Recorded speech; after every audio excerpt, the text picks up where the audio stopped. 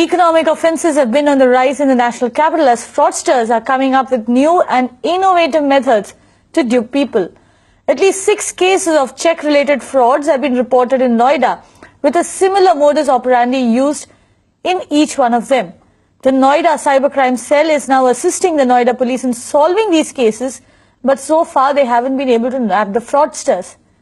Apurva joins me now with more details on this.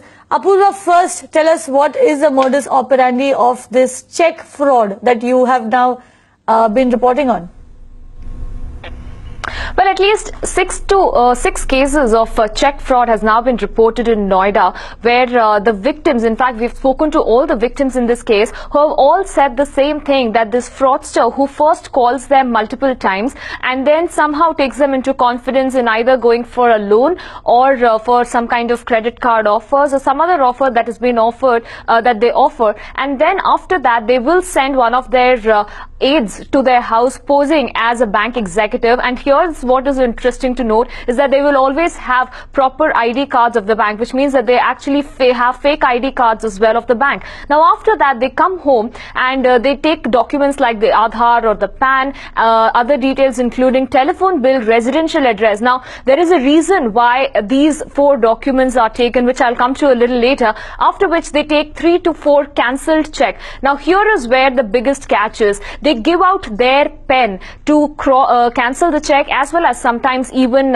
sign the check, after which they take all these documents, and then 4-5 days later the victim realizes that his phone is switched off. This is where the fraudster would have called the mobile service provider, given him details like the Aadhaar, PAN, details regarding telephone bill, residential address, saying that the victim's phone has been stolen or there is some issue with the SIM and that SIM needs to be temporarily deactivated. When that SIM gets deactivated, that is when they take that check, the cancelled check, to the bank and they withdraw. Now the victim, in fact in this case, who went to the bank to question as to how can a cancelled check, how can 4,70,000 be withdrawn from his account, to his surprise he saw that the same check that he signed and cancelled was the check that was used to withdraw money. Now these fraudsters are using some kind of pen, and as I mentioned before, the pen that they give out could be something like this, as simple as this. Now these are erasable ink pens, and this is the kind of pens that they're probably using, a little higher variety than this, and there are varieties that come in the market as well as they're available online, and they just simply erase the cancellation part. They keep the signatures intact, and then they put their name and the amount that is required. They give this check to the bank and they can easily withdraw the cash, and this is the entire modus operandi that happens. So the moment they deactivate the SIM, even the message that is required, the message that is sent to that person, concerned victim, in case of any kind of transaction, does not get to the victim because the mobile number has already been deactivated. Instead, the alternative number that they use is of the fraudster. So this is the entire chain that they follow, and this has been similar for almost 6 victims, 6 cases of fraud that has come out in Noida. Right, Apurva, this is very scary, and I'm looking at footage over here of you writing on the check and then signing it off, and this is a pen that can be erased from what I can see.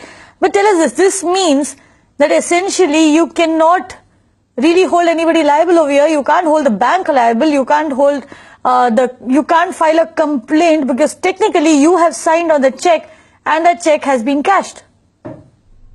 Absolutely, Kavita. In fact, that is the most scary part, and this is where people need to stay extremely vigilant, because such kind of things could not be foreseen. Now, first thing that we also spoken to a couple of bankers in this case who said that you really don't need to sign once you cancel a check. There are only very few situations where there is your signature is required at the time of cancellation, but most often than not, once your check is cancelled, you don't need an additional signature. Now, this ignorance is also something that these fraudsters are taking into consideration in their asking specifically all these victims to first cancel the check with the pen that they give, and then even sign it with either their pen or with the magic pen that they have. So right now the need of the hour really is to stay absolutely vigilant, aware, because all these economic offences are on the rise. We have seen how fraudsters are coming up with absolutely new and innovative methods that probably the concerned victim could not even foresee or could not even have a benefit of doubt at that point in time whether he's being duped or whether it's genuine, because these people come with authentic ID cards, and that point it is very difficult for the customer to actually believe that this is fraud that is happening with this with him. And it is only after 3, 4, 5 days when he realizes that there is something wrong, when his cell switches off, later on when he sees the bank details, that's when he realizes that a bulk of the amount has been actually taken off. So these are certain things that probably now the customers need to be very, very careful at a time when fraudsters are coming up with very, very innovative methods to dupe them. Exactly. Apurva, one last question to you. You did mention that the cybercrime cell and the Delhi police are working in tandem to solve the case. What action are they taking? You've been talking to them about that? Well, currently, most of the sections of the IPC, like Section 420, has been registered against all these cases, because this certainly does not entirely come under the cyber crime. The IT acts are not entirely put into it, but the cyber cell of Noida are just assisting the Noida police in trying to solve these cases, because there's been almost 6 cases and there hasn't been any breakthrough in these cases so far. So they're just assisting the Noida police in trying to find the fraudsters who have been part of this entire incident. Now they haven't been able to narrow down. Of course, they're saying that they're very hopeful that in the coming days they will be able to catch these fraudsters, but so far they haven't been able to make any breakthrough in this case.